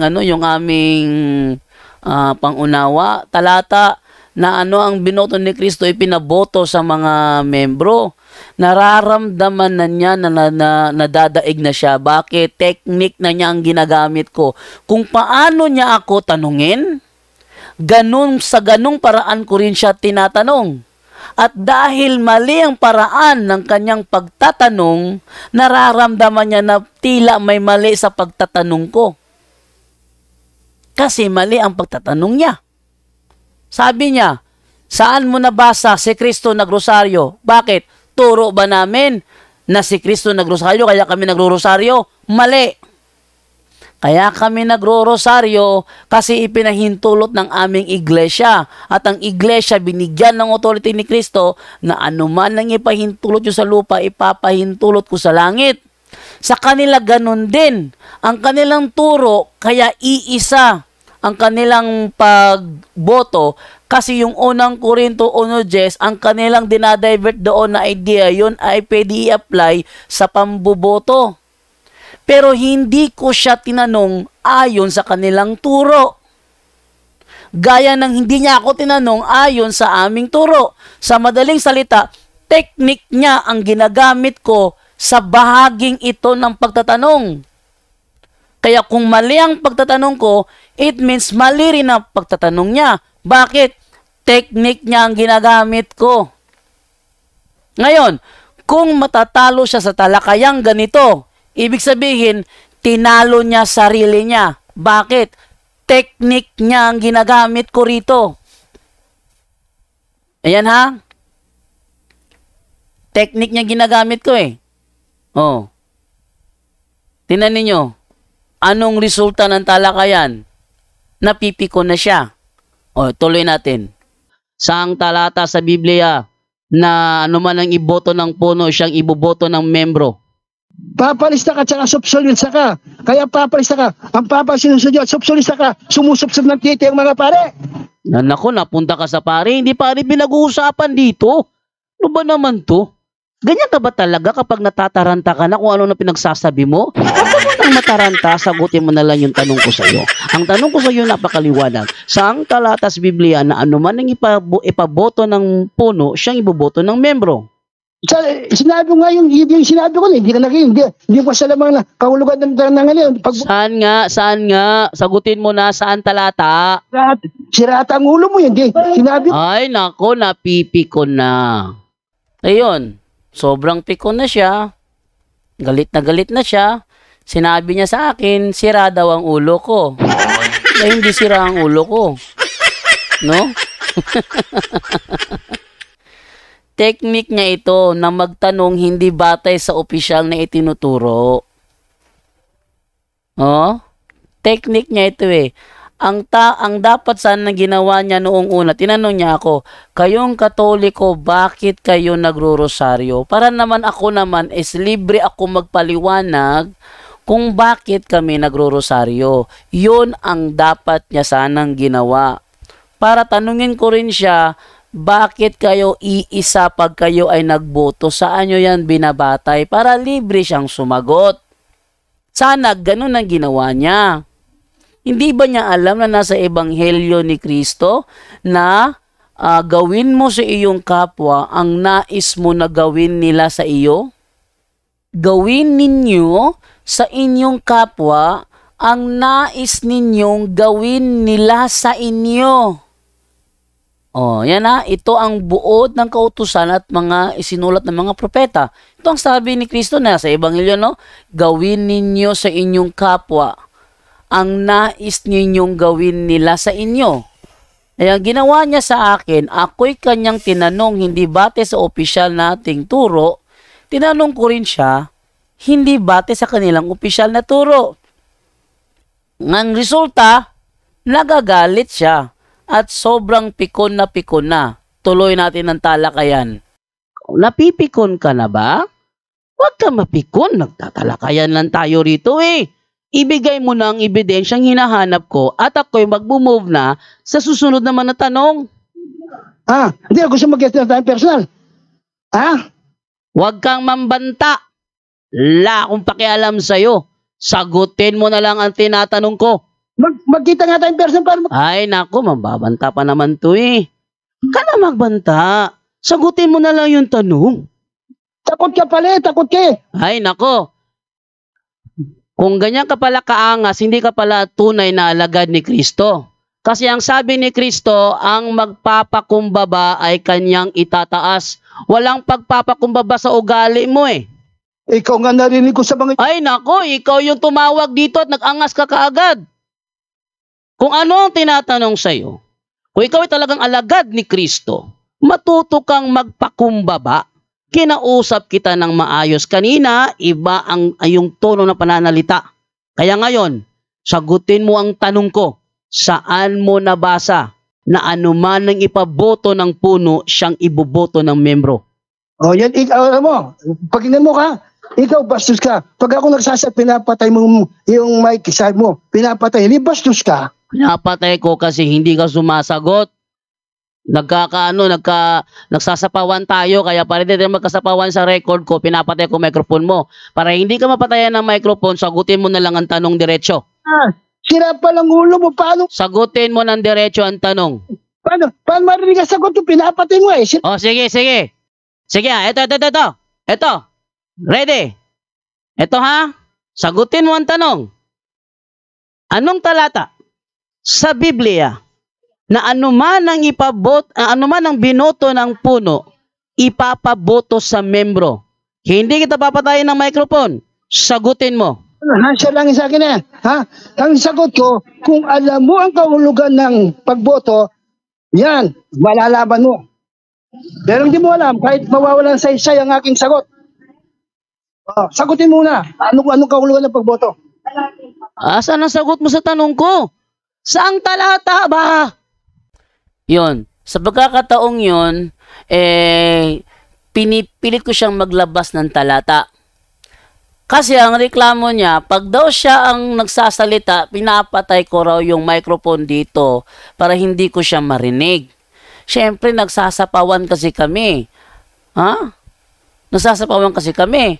At yung aking tanong, hindi sinasagot. Ang ginagawa, nagrereklamo. Umagawa na kung ano-ano mang issue. Kaya, eto na. Sabi ko sa kanya, sige. Eto na. Ready na. Hindi na kita patayan ng microphone. Sagutin mo na yung aking tanong. Saan sa Biblia? Kung wala, sabihin wala sa Biblia. Kaso, ang ginawa, dumaldal, tapos bumalik ng tanong. So, ang tanong ko, hindi pa rin nasasagot. Kaya sabi ko dito, saan ang sagot sa tanong ko? Hindi niya sinasagot. Talata lang hinihingi ko. Tuloy talakayan. Inaano ko, kung alam mo ang kahulugan ng pagboto. Ay, wag kang mag-ano sa anong pagkahulugan ko. Ang aral nyo ang pinag-uusapan dito, hindi ang pagkahulugan ko. Nasaan sa Biblia? Kasi pag walang talata, unbiblical na turo yan ninyo. Saan sa Biblia na kailangan anuman ang iboto ng puno, siyang iboboto ng buong membro? Sagutin mo muna. Ay, naku, ano ba naman to? Sa amin, bro, libre kaming bumoto sa gusto naming iboto. Hindi yan ang kahulugan ng pagboto. Sa amin bro, sa amin. Kaya wag mo tulungin yung akin. Ayan. Ganyang katigas ang kanyang ulo. Sinabi ko na nga, wag akong tanungin dahil iba ang pananaw ng Katoliko sa pagboto. Iba ang pananaw nila. Sasabihin niyang mali ako, pero para sa akin kayo ang mali. Kasi hanapan pa ako ng ba't di na lang sagutin yung tanong? Ba't pa ako, gumagawa ng paraan para mabaliktad ang mabaliktad yung pangyayari. Hindi mo magagawa sa akin 'yan. Alam ko ang teknik ng mga sulpot. Hindi nyo magagawa sa akin na ako'y baliktarin. Binabaliktad nyo pa lang, ibinabalik ko na. Babaliktad kayo, babalik ko na naman uli. Yun ang ginagawa ninyo, yun ang ginagawa ko. Kaya eto, hindi niya ako nabaliktad, dahil pinababalik ko siya, napikon o tuloy. Ang sa amin, libre kaming bumoto sa kung sino ang gusto naming iboto. Yan ang sa amin. Kaso sa inyo, iba. Ano man ang ibaboto ng puno ninyo, binuboto ng membro. Kahit hindi lahat bumuboto, pero yan ang mandatory sa inyo. Sagutin mo na lang, saang talata nyo nakuha yan? Kumbaga sa pagkain, pinatitigin mo ito, tigman mo, nag-comment ka na, ha? Tigman mo muna bago ka magtanong. Hindi ka pa tinitikman, magtatanong ka na. Anong luto yan? Paano tigman mo muna. Yan, tingnan ninyo ha. Ito ay isa na namang palpak na analogy. Ang analogy niya, may pagkain. Tapos, pinasusubo. Tapos, sasabihin niya na tikman mo muna bago ka magreklamo. So, tikman mo muna. Yun ba ay fit sa pinag-uusapan? Hindi. Bakit? Kung sakaling tinikman ko at hindi ko nagustuhan, pwede ko namang iluwa. Pero yung binoto mo ba? Pag hindi mo nagustuhan, pwede mo bang i-atras? No! Naboto mo na eh. Hindi ko mo na pwedeng, uy, teka, maling ginawa niya, pwede ko bawiin yung boto ko? Hindi ganon. Mag-iisip ng analogy, palpak. Hindi ganon. Sa botohan, once binoto mo na, final answer na yon. Yung pagsubo ng pagkain, kung hindi ko magustuhan, pwede kong iluwa. Pero ang pagboto, hindi mo na mababawi pag binoto mo na. Palpak talaga, palpak. Bibigay ng analogy, palpak. Ano ba naman yan? Oh, mga Katoliko nanonood ngayon. Ganyan ha, unawain ninyo, huwag sirado ang isip. Pakinggan ninyo yung kanyang katalakayan ninyo upang maunawaan ninyo ang kanilang side. At kapag naunawaan ninyo ang kanilang side, doon kayo humatol kung tama ba ang kanilang paniniwala o mali. Kaya kailangan talaga tayo magsaliksik, mag-aral na mabuti para malalaman natin kung ang kanilang sinasabi ay tama ba o mali. Kaya nito, napakamali. Subo mo raw, wag ka muna magreklamo, tikman mo muna. Kung hindi ko nagustuhan ng tikman ko, pwede kong iluwa. Ang pagboto ba, pag hindi mo nagustuhan ng kandidato, pwede mo bang iatras? Hindi na, binoto mo na nakaupo na yun Counted na yun, hindi mo na pwedeng bawiin yun. O tikman ko muna, pero hindi ba ako pipili kung yan ba ang gusto kong putahe? Ano ka ba naman, ang napaka-illogical naman ng ng pinapakita mong example. Hindi yan ang tanong ko. Eto ha, nagre-reklamo ka na pinapatay ko ang microphone. Hindi ito papatayan ng microphone, sagutin mo na lang saang talata. No. Pinapatay mo kasi ba maririnig ang sagot ko, Kanina, hindi kita pinatayan kanina, pinabayaan kita magsalita, pero wala doon ang talata. Binayabayaan daw niya ako, hindi. Sabi mo, pinapatay mo, ito naman, sinasabi ko sa'yo. O, sige na. Eto na. Ulit tayo ha, ulit tayo. Hindi ako muna magtatanong, kasi, Ulit tayo. Magtatanong ako, magtatanong muna. Ako sige. magtatanong. Ayaw mo na. Sige, ako naman. Ano ang kahulugan ng pagboto? Yun. Sa amin, ang pagboboto ay demokrasya. Ano man ang aming gustong iboto, kung si Duterte ang gusto ko as presidente, si Duterte yon. Kung ang gusto ko naman na presidente ay si Marcos yon. Hindi kami pinagbabawalan kung sino ang aming gustong iboto. Yan sa amin ang eleksyon. Kung sa inyo, hindi ganyan sa inyo, bahala kayo sa buhay nyo. Ang sa akin lang, sinagot ko na ang tanong mo. Paano na sagot yan? Hindi naman na sa kasulatan, kay diksyonaryo, kay Biblia. Sa Biblia, walang sinasabi sa Biblia na anuman ang iboto ng puno, siyang iboboto ng membro. Walang sinasabing ganyan sa Biblia, kaya wala yan sa Biblia. Ano ba yung pagboto, kahulugan? Ang pagboto nga sa amin, demokrasya yon. Kung sino ang aming napupusuang kandidato, yun ang aming iboboto. Hindi tayo magkapareho. Kaya ako tinatanong mo, ibigay ko yung akin. Huwag mo ipagkumpara sa inyo. Kasi ang sa inyo, dictatorial lang sa inyo eh. Kaya huwag mo kaming ipagkumpara sa inyo. Next. Ang sagot ko, hindi sarilingan namin, ikaw sarili nga. Ay, nako. Sa Biblia, bro, wala talagang ganyan. Sa inyo lang nangyayari yan, sa inyo lang sekta, wala sa iba yan. Yung unang Timoteo, ang nakasulat, pagpapasya din, sa ibang talata, sa ibang salin, paghatol. Ano ba yung pagboto? Yung paghahatol naman dyan, walang kinalaman sa eleksyon yan.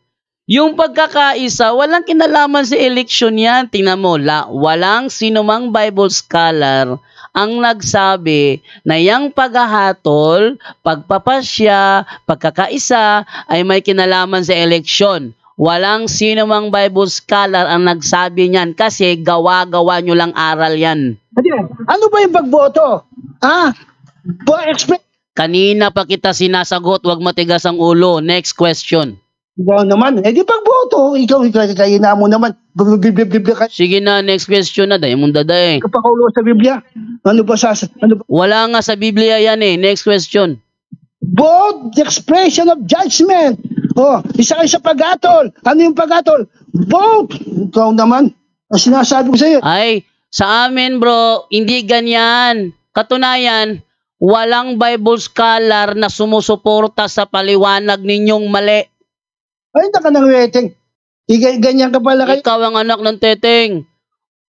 Ikaw anak ng teteng. Alam mo kung sinasabi na nasa Bible yan. Kaya na tayo nahanapan talata, wala ka na ibigay. Nag-invento kayo. Alam mo yung ano ni Talibong, Talibong o... Ba't nga napunta ni Talibong? Aral nyo pinag-uusapan dito. Ano ba naman? Tanungin mo ako, huwag ka mapunta kay Talibong. O yan, narito na mga kapuntos. Ipinipresenta ko po sa inyo ang kanilang strategy kung nararamdaman nila na sila'y luging-lugi na, no? Tatalon sa ibang issue. Sa pagkakataong ito, ang aming pinag-uusapan, yung tungkol sa eleksyon, bigla siyang tumalon doon kay Wendell Talibong para i-rebat yung Matthew 16:18 na may nakasulat, I will build my Holy Catholic Apostolic Roman Church. Hindi yun ang isyong pinag-uusapan dito. Yan ha? Kaya kayo mga Katoliko, huwag kayo papayag na pag kayo nakipagtalakayan, itatakbo nila sa ibang issue, lalo na't nararamdaman yung nangunguna na kayo. Umuusad na kayo. Huwag nyo nang hayaang pang makatakas ang ganyang uri ng talakayan. Tuloy. Para pakita ko lang pagdara. Huwag kang pupunta kay Talibong kasi hindi ako si Talibong. Yung 16-18. Huwag kang pupunta nga doon kay Talibong kasi hindi ako si Talibong. Tanungin mo na lang ako yung para sa akin. Kaso hindi nga masagot eh. Ay, kanina pa ako sumasagot. Nasagot mo eh. Ay, baka kako yung tanong mo mali. Hindi. Akala mo lang yun. Ito, sagutin ko ano. Ang iglesia sa Biblia nagsimula sa Jerusalem. Nagsimula siya 2,000 years ago. Ang founder niya, Jesus Christ. Ang sabi ng referensya, the history of the Roman Catholic Church began in an upper Rome in Jerusalem almost 2,000 years ago. At sinabi rin sa Bible, 1,000 years after the death of Jesus Christ, all Christians were members of one religion. All Christians were members of the Catholic Church. Sabi rin ng Pasugo, even secular history shows a direct time link between the Catholic Church and the Apostles, leading to the conclusion that the true Church of Christ is the Catholic Church. Di kami talaga yun? Ano? Wala ka ng signal? Sayang. Wala ng signal. Ano? Nawala. Ako may hagiton. Ayun, at dito natatapos ang ating record. Kasi sa pagkakataong ito, dumikit na yung camera niya. Hello ko ng hello, hindi na sumasagot. Malamang na shutdown na yung kanyang cellphone. Dumikit na yung camera niya, then nawala na end yung call. So, sa pagkakataong ito, nais ko po sanang sabihin sa mga Katoliko na nanonood na tayo magsaliksik para hindi tayo mapasakay sa kanilang mga understanding. Style ng mga sulpot, magbibigay ng talata, then ilalagay ang kanilang ideya doon at pag sumakay ka, lagot ka. Huwag kayong padadala sa kanilang strategy. Ang ginawa ko rito, sinakyan ko yung niya, kinopya ko yung style niya, ginamit ko laban sa kanya, at yun ang kanyang ikinasira sa naturang talakayan. Sa lahat ng mga sumubaybay sa ating programa dito, Straight to the Point special episode, ngayon ay pizza 17 ng September. Maraming salamat po sa inyong lahat at thank you po. So sa lahat ng mga suki ko dyan, thank you po sa inyong lahat at maraming salamat. Okay, ito po si Jando Labadon sa po sa inyo na Fighting Maria, Tatak CFD with a humble heart. Paalam.